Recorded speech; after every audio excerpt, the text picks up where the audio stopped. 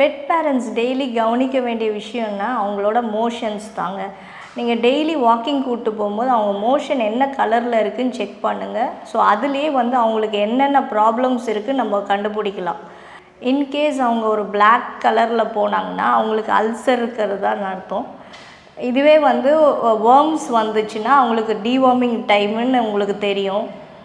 க்ரீனாக போனாங்கன்னா ஏதோ க்ரீன்ஸை சாப்பிட்ருக்காங்கன்னு அர்த்தம்.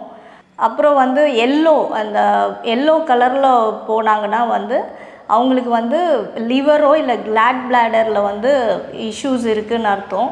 அப்புறம் வந்து ரெட் கலரில் போனாங்கன்னா பார்வை இருக்கிற மாதிரி சிம்டம்ஸ். அது லைட்டாக ஒரு பிளட்டு ஒரு ட்ராப் வந்தாலே நீங்கள் இம்மிடியேட்டாக டாக்டர்கிட்ட கூட்டிகிட்டு போங்க. ஏன்னா ஒரு ஸ்டார்டிங் ஸ்டேஜில் இருக்கும் போதே நீங்கள் க்யூர் பண்ண முடியும். அதை வந்து கொஞ்சம் வஸ்டாக்கிட்டிங்கன்னா அதை வந்து காப்பாற்றவே முடியாத போயிடும். ஸோ மோஷன் வந்து டெய்லியுமே செக் பண்ணுங்கள்.